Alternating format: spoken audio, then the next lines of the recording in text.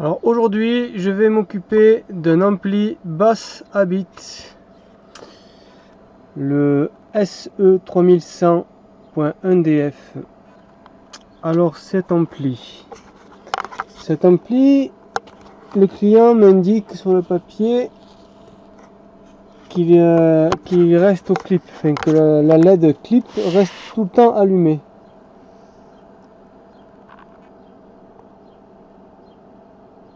Bon, si la caméra voulait,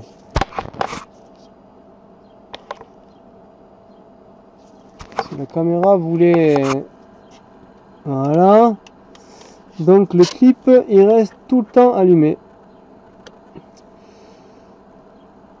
Bon, là je me rends compte que le gain il est bien aux 3/4, c'est peut-être un peu trop, il y a des chances, et peut-être qu'il y a une mauvaise masse dans le véhicule. Bon, on va voir comment c'est dedans. Bon, alors voilà l'intérieur du Bass Habit. Bon, encore une marque qui s'amuse à cacher les références. Comme là, vous voyez, c'est enlevé. Ici, c'est enlevé. Ils ont marqué C3, C8, C3, marqué C4. Là, il y a marqué C5. Là aussi, C5. Bon, on ne voit pas marqué. Là et là, ils ont marqué H6. Ouais, H6, c'est marqué. Et le pont de diode pour voir. Ils lui ont caché aussi pour voir.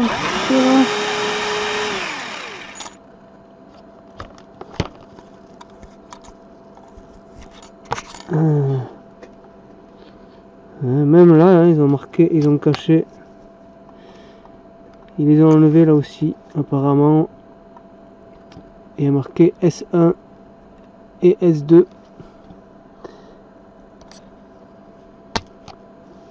Il est rigolo.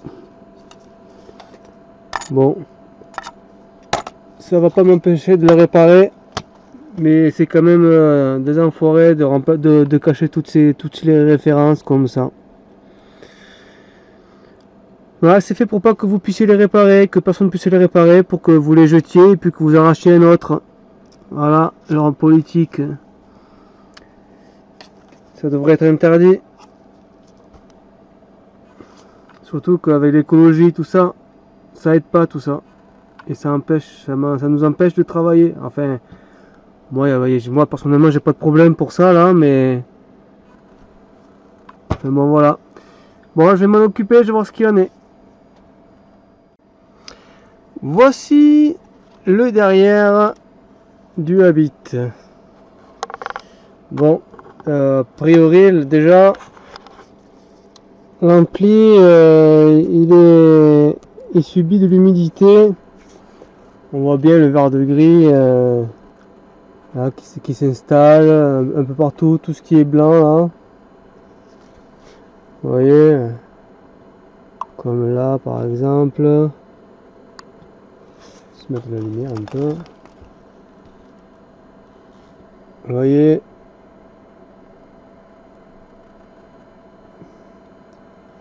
C'est pas chouette ça.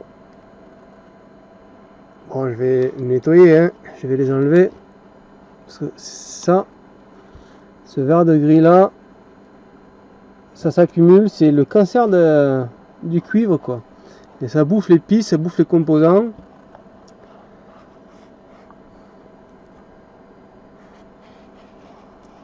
Et si on l'arrête pas, ça fait des dégâts. Bon, je vais m'occuper de ça aussi. Voilà comment il est derrière. Bon, alors la panne j'ai trouvé, c'est la bobine qui était cassée.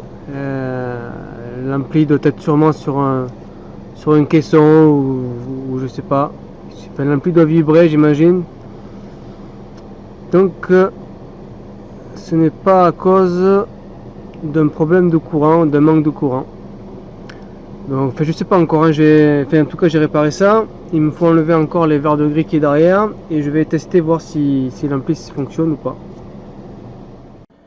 Donc voilà, je l'ai branché et on va voir ensemble si il fait un peu de son. Donc j'enclenche 12 volts, on va voir les LED. J'allume, je mets le remote. Ah, voilà.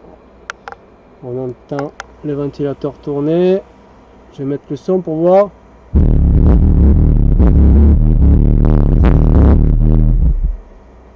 Ah. On a entendu, il y a du son. Ça fonctionne. Bon, voilà. Je vais le remonter et on va faire le test. On va le pousser. Bon, voilà l'ampli. On est branché, on va l'allumer.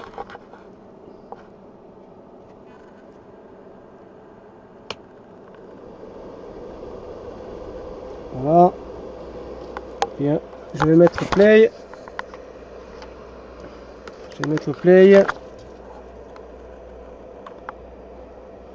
Et on va voir le sub bouger.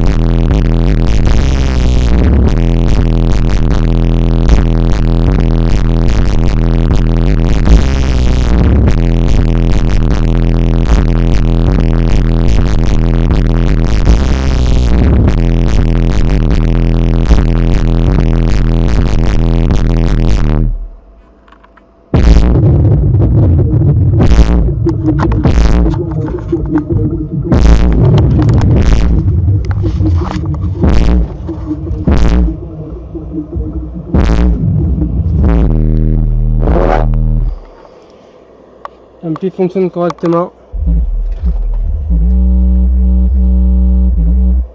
Ampli réparé par Hervé Électronique.